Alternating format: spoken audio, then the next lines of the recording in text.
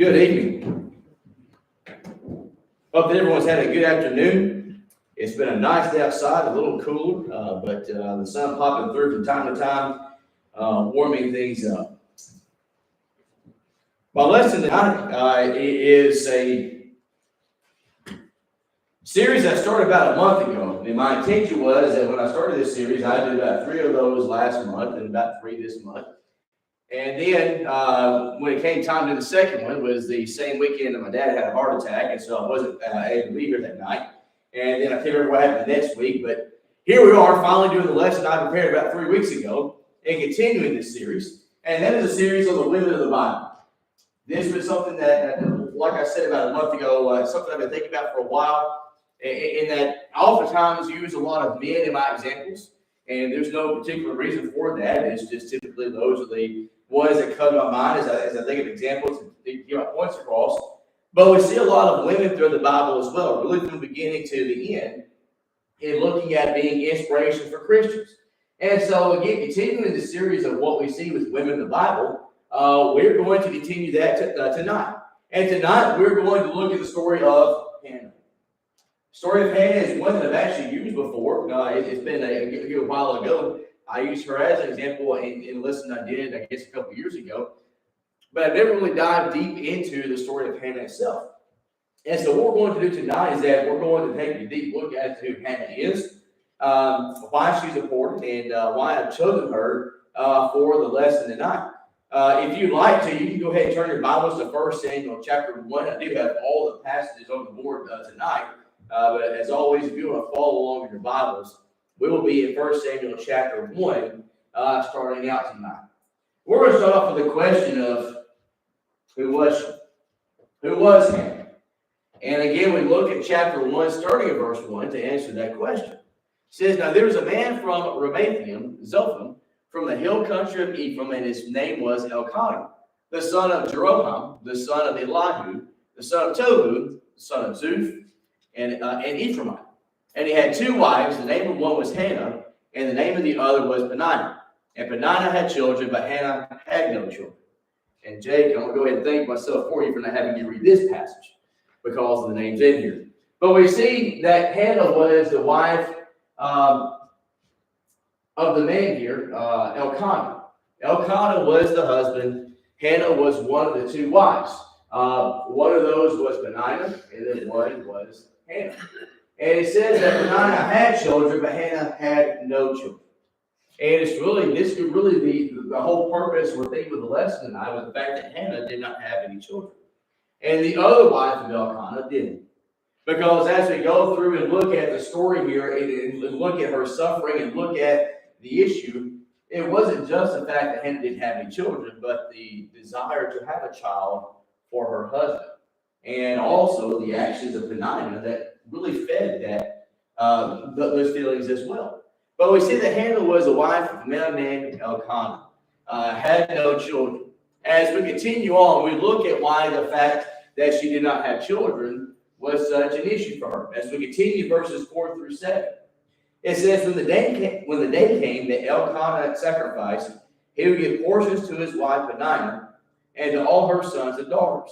But to Hannah he would give a double portion because he loved Hannah. But the Lord had closed her womb. Her rival, moreover, would provoke her bitterly to irritate her, because the Lord had closed her womb. And it happened year after year, as often as she went up to the house of the Lord, that she would provoke her. So she wept and would not eat. Then Elkanah, her husband, would say to her, Hannah, why do you weep? And why do you not eat? And why is your heart sad? Am I not better to you than 10 sons? So here comes the issue here, and not just that she couldn't have any children, but that fact pained her so much.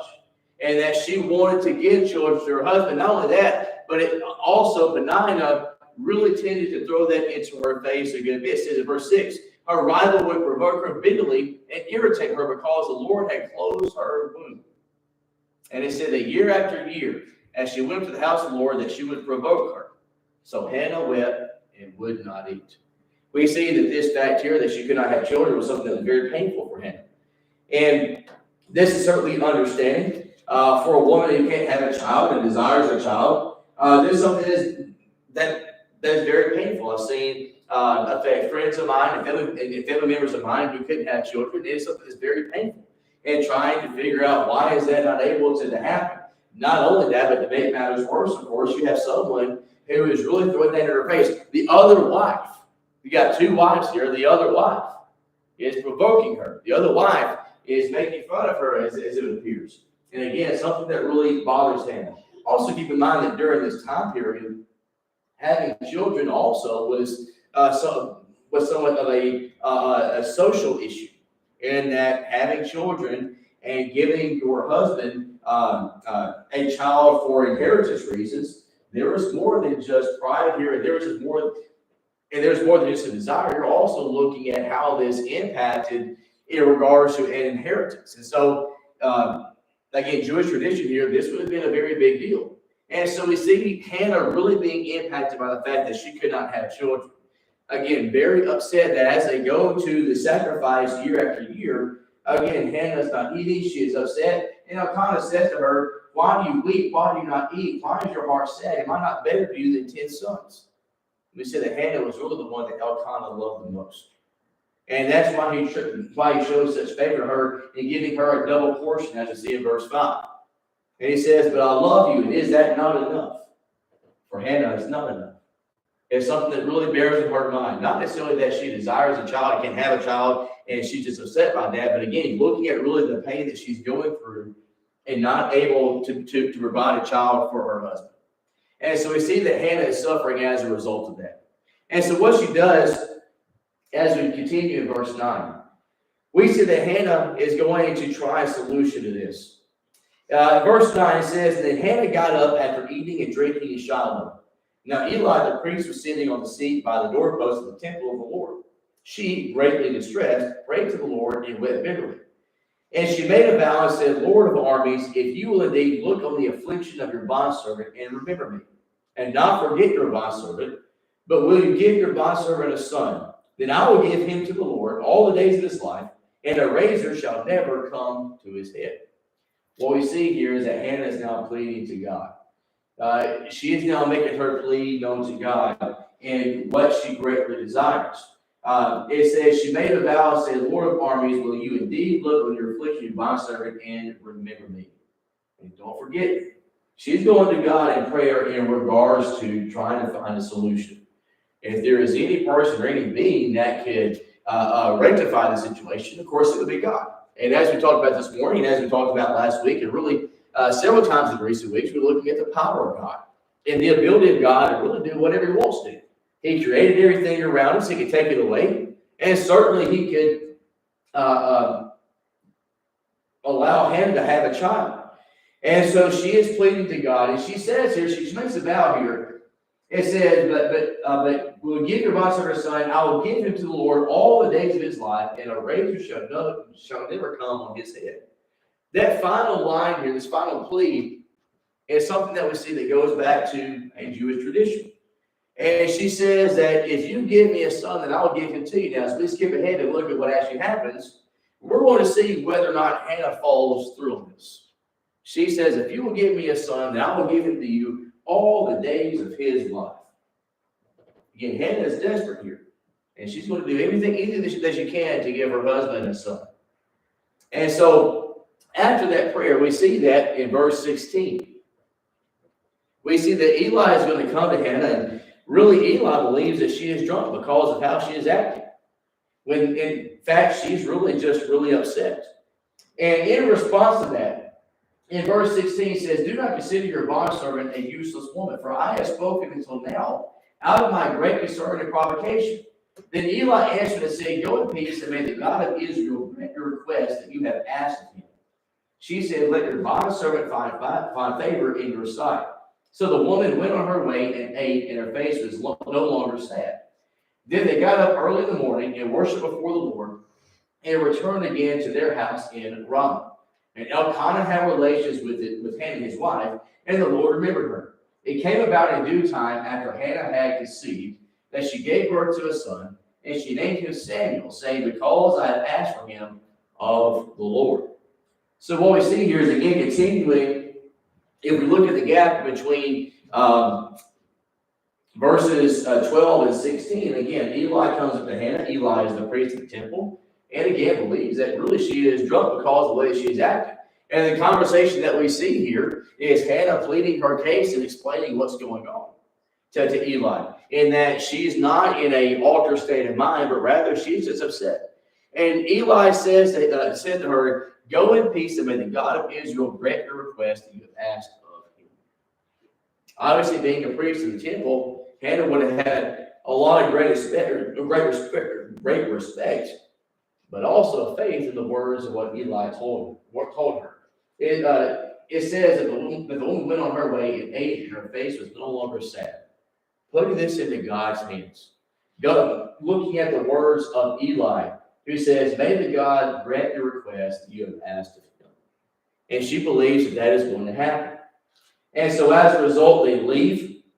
It says that she then conceives, and she has a son named Samuel. So what we see here is that Hannah has pleaded to God, and those pleas have paid off. It says that Elkanah had relations with Hannah's wife, and the Lord remembered her prayer, remembered her plea. And as a result, she was able to have a son, whose name was Samuel. So what we have here is a happy ending to a story, and that she has been grieving for years over the fact of not being able to have a child, especially a son. That has finally happened. God, the Lord has looked upon her and has listened to her prayer and has given her a son, and it appears that we have a happy ending here. This is not the end of the story. Her prayers are answered and she has a son, but then we ask the question, why did God answer her prayer? God hears prayers all the time, and like I said, there are many women all throughout history who have had this issue. I'm sure many of those who have pled out to God to be able to have a child, a son or a daughter. And oftentimes that doesn't happen. So why did God answer her prayer? As we look at verses 11 and 12, again, looking back at the gap here of the previous two passages, it says, "She made a vow and said, Lord of armies, if you will indeed look on the affliction of your bondservant and remember me, and not forget your bondservant, but will give your bondservant a son, then I will give him to the Lord all the days of his life, and a razor shall never come on his head." If you will, let's turn to Numbers chapter 6. I mentioned this a second ago, but I'll go back and look at the passage here that's being referred to.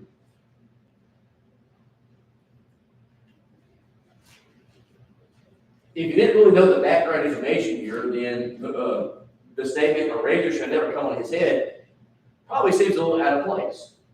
As we look at Numbers chapter 6, starting at verse 1, it says, "Again the Lord spoke to Moses, saying, Speak to the sons of Israel and say to them, when a man or woman makes a special vow, the vow of a Nazirite, to dedicate himself to the Lord, he shall abstain from wine and strong drink. He shall drink no vinegar, whether made from wine or strong drink, nor shall he drink any grape juice, nor eat fresh or dry grapes. All the days of his separation he shall not eat anything that is produced from the grapevine, from the seeds even to the skin. All the days of his vow of separation no razor shall pass on his head. He shall be holy until the days are fulfilled for which he separated himself to the Lord. He shall let the locks of hair on his head grow long." You see, the statement made by Hannah goes back to an instruction given by Moses, from God to Moses. As we look here in Numbers, we are still looking at the series of events of God giving instructions to Moses as to what we now call Judaism, the old law, the instructions of the old law. And when making a vow, then we see the things that God says here. And one of the things in regards to that vow, all the days of his vow of separation, no razor shall pass over his head. He shall be holy until the days are fulfilled. He shall let the locks of his hair on his head grow long. So what we see made by Hannah here is again something that was part of the old law. She is making a vow to God. And part of that vow, she says that no razor shall come on his head, which again was part of the instructions that God had given to Moses when, in the case of making a vow. Again, Hannah has made a promise to God. If you will give me a son, then he will be yours, and no razor shall come on his head. As we skip ahead to verse 23, going back to verse Samuel, it says, "So the woman stayed and nursed her son until she weaned. Now, as she had weaned him, she took him up with her with a 3-year-old bull, 1 ephah of flour, and a jug of wine, and brought him to the house of the Lord in Shiloh, although the child was young. Then they slaughtered the bull and brought the boy to Eli. And she said, 'Pardon me, my Lord. As your soul lives, my Lord, I am the woman who stood here beside you praying to the Lord. For this boy I prayed, and the Lord has granted me my request, which I asked of him. So I have also dedicated him to the Lord. As long as he lives, he is dedicated to the Lord, and he worshiped the Lord there.'" Again, Hannah has made a vow to God. Why did God answer her prayer? Well, we see here that, again, being a Jewish woman, she is appearing to follow the instructions under the old law in regards to that vow. And that no razor has come to his head. And as we look up here, it says, "So the woman stayed and nursed her son until she weaned him." And with a 3-year-old bull. So once he is old enough to be separated from his mother, she is literally going to take Samuel, and she is going to leave him with Eli. Why did God answer her prayer? Well, before we see here, we see a woman who is faithful. We see a woman who has pled to God. We see a woman who Eli told her that God shall listen to you. Does this mean that God doesn't answer the prayers of others when they ask him? Does it mean that God doesn't listen? This is part of some of the things that we just don't quite understand. Why are some prayers seem to be answered and some not? And for that, I don't know the answer. But what we see here is that Hannah has made a promise and a vow.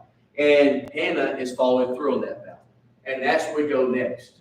We look at a woman who, when her son was old enough, she is going to leave him with Eli. And as you continue to read the rest of the story, we see that Samuel is going to stay with Eli. Now imagine asking for so many years for a son, and just when he is old enough to be separated out, to not have to depend on the milk that is provided for him, that you then give that child up. That he's not going to live with you, rather he's going to live with the priest. Sure, that could have been easy for Hannah. I know it would have been easy for us to do that with Natalie or Jack. But that's exactly what's going to happen. Hannah made a vow to God, and she's going to keep that vow. No razor had come upon his head, again, which was according to the law. And she said, "He will be yours all the days of his life." And that's exactly what happened. Samuel may not necessarily be with her 24 hours a day, 7 days a week. Matter of fact, in periods, he's not going to be with her really a whole lot throughout his childhood. As you continue to read through 1 Samuel, you understand that he, again, will live there with Eli in the temple. So why go through all that if you're Hannah? Why make that kind of a vow? If you have longed for a child for a son for so many years, just only to have to give him up when he's just old enough to be weaned. Well, again, we see here with Hannah, in that what is important to her most is to be faithful to God. What's significant about this story? As we continue on in 1 Samuel chapter 3, starting with verse 1, it says, "Now the boy Samuel was attending to the service of the Lord before Eli. And word from the Lord was rare in those days. Visions were infrequent. But it happened at that time as Eli was lying down in his place. Now his eyesight had begun to poor, and he could not see well. And the lamp of God had not yet gone out, and Samuel was lying down in the temple of the Lord, where the ark of God was. That the Lord called Samuel, and he said, 'Here I am.'" Again, Hannah's going to pretty much give up Samuel. Samuel is going to be there with Eli. He's growing up with Eli. There in the temple, he's literally dedicating his life to God. And so here we are in the story a couple of chapters later. And that Eli is getting older, his eyesight is going out, and that the Lord called to Samuel. It said that a word from the Lord was rare in those days, and visions were infrequent. What's going to happen here is that God is going to speak to Samuel.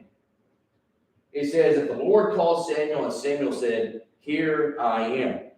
And as we continue looking ahead to verse 19, it says, "Now Samuel grew, and the Lord was with him, and he let none of his words fail. And all Israel, from Dan even to Beersheba, knew that Samuel was confirmed as a prophet of the Lord. And the Lord appeared again to Shiloh, because the Lord revealed himself to Samuel at Shiloh by the word of the Lord." As we go back and look at the in-between, we see that vision that Samuel has was about Eli. But we see how important Samuel is here. Samuel, the son that Hannah begged for, pleaded for so many years. Again, the vow that she had made if she had the son, that she would give him up all the days of his life, he would belong to the Lord. And we know that as we get into chapter 3 here, we know that Samuel is going to be a prophet. Verse 20, "All of Israel from Dan to Beersheba knew that Samuel was confirmed as a prophet of the Lord." You see, Hannah begged and pleaded for a son. And that son came, and not just any son, but a prophet. One that God personally would talk to. One that God would communicate to. That's what a prophet was. Someone who directly communicated with God. And again, we saw here in chapter 3, verse 4, it says the Lord called to Samuel. So again, this is not just any child. This is a child that's going to be a prophet. This young man is going to grow up to be a powerful young man, a very influential young man. Not just a prophet, but also a priest, and also the last judge of Israel. You see, this son that Hannah had begged for is going to be one of the most important in regards to the Jewish nation. It's going to be one of the most important as we go back and look at the old law. As we go back and look at the judges of Israel before you get into the kings of Israel. A prophet who directly communicated with God, a priest.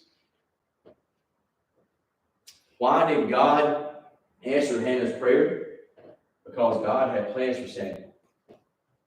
God had plans as to what Samuel would be for the Israel nation. And we see that playing out here. What's significant about the story is that, again, this wasn't just any child, this wasn't just any son. This was a son that's going to end up becoming a very, very important figure in the Jewish history and within the old law. A priest, a prophet, even a judge of Israel, one of their leaders. So as we begin to look at the final part here and ask, why is the story of Hannah so important? Why was Hannah so important? Well, we see that she was sorrowful because she could not bear any children. Again, a story and a series of events that, again, we see happening in modern times. Something that surely is very painful. We see that she took her sorrow to God in prayer, as I'm sure that we see so many doing today. And she put her faith in God and in the words of Eli. Again, Eli the priest, she pretty much told him that God would look upon her, and he did. In making that vow to God, she was desperate. Have you ever, in a time of desperation, made a promise or made a thought, if this will happen, I promise I'll do this, or if this will happen, I'll do this better? That's exactly what Hannah did. In her desperation for a child, for a son, she made that vow that I'll give him to you in all the days of his life. Basically, she's given up that child. Why ask the child if she's just going to give it up? No, because of what that child's going to do. She followed through her vow to God. When Samuel was born, again, she followed the law of not cutting his hair because she made that vow. And when he was old enough to be separated from his mother, took the child to Eli the priest. And that's where Samuel grew up. Now, not to say that Hannah never saw him again, because she did. She was able to see him and visit with him. As it said in 1 Samuel chapter 1, that on a yearly basis they went to the temple. But imagine longing for that child and then all of a sudden just giving him up and not being able to be with him day after day. But what was important to Hannah was making sure that she was faithful to God. She followed through on her vow and in return was rewarded with other children. As we go throughout the rest of 1 Samuel, we see that Hannah did have other children. So it wasn't that she gave up her only son and then that was it, but that God gave her other children as well. And as a result, Samuel became one of the most important figures of ancient Israel. And I have to think that, again, being a parent myself, think about one of my children growing up to be as important as Samuel was to his nation. Growing up and being that kind of a leader, being a prophet of God, being a leader of the Israelite nation, and how probably satisfying that would have been. But regardless, we see a woman who is faithful to God. We see a woman who pleaded to God and begged to God, made that vow to God, and when that vow came, or when that prayer came true, she made sure that she followed through on that vow. How often do we ask God or Jesus for something and we get those results? But do we forget where those results came from? Do we forget God or Jesus when we do get the answered prayers? Or do we follow through on our part in being faithful? As we conclude the lesson tonight, we see a woman who did just that. Again, a woman who, when she had Samuel, she could have very easily said, I can't give him up. You're going to stay with me until you grow up. But that's not what she did. She handed him over because she knew that's what she was supposed to do. Again, being a woman of faith, being a woman of God. She knew that's what she had to do. Being a child of God, being faithful to God means that sometimes we have to sacrifice certain things. And that's one of the points that I get from this lesson, is that sometimes we have to sacrifice certain things in order to make sure that we fully fulfill our commitment to God. That being said, sometimes most of the time the sacrifices may be small sacrifices. Because when it comes down to it, we're obedient to God, we're faithful to God. And like I said this morning, when it comes down to the judgment of our souls, all that's going to be worth it. I think that Hannah will look back and say that it was worth it. What kind of sacrifice would we have here today for God to where we wouldn't say it's worth it? So as we conclude the lesson tonight, we see a woman that, again, we take from inspiration. A woman in her time of desperation turned to God, and sure enough, God looked upon her, answered her prayers. And when her prayers were answered, she didn't forget what the promise that she made to him. Tonight, we look at I look across at a group of people who had made a promise to God that when we were converted, we made a promise to keep his commandments. We made a promise, a vow, in that we'd be faithful to him our entire lives. Not just going through the motions. It's not just repenting and confessing and being baptized and that's it. That is the immersion into a life of a Christian. And as a Christian, it is our duty, our responsibility, it is our vow to be faithful to God day in and day out. And when we don't keep that vow, then we're not being faithful. When we don't follow the words of God, when we ignore parts of the Bible, when we do things that we know that are not right, we're not keeping our part of the vow. Instead, we have to be like Hannah and make sure that every single thing that we do, we're keeping God in mind. I've made a commitment, I've made a vow, and I've got to follow through on that no matter what. See a story here of inspiration of a woman, what she did to make sure that she stayed faithful to God. So tonight, if there's someone here who hasn't been doing that like they need to, then here's a chance to fix that. If there's anybody here tonight who's not a Christian, then come forward, become a Christian. Make that conversion. For those who are here tonight, maybe there's something in your life to where, again, maybe you haven't fulfilled your end of the vow like you need to. Maybe you haven't been committed to God as you need to. Maybe there are some things that you just were not willing to sacrifice in order to fully follow God. If that's the case, then we can help you fix that tonight. If we can help you in any way, please come as we stand and as we sing.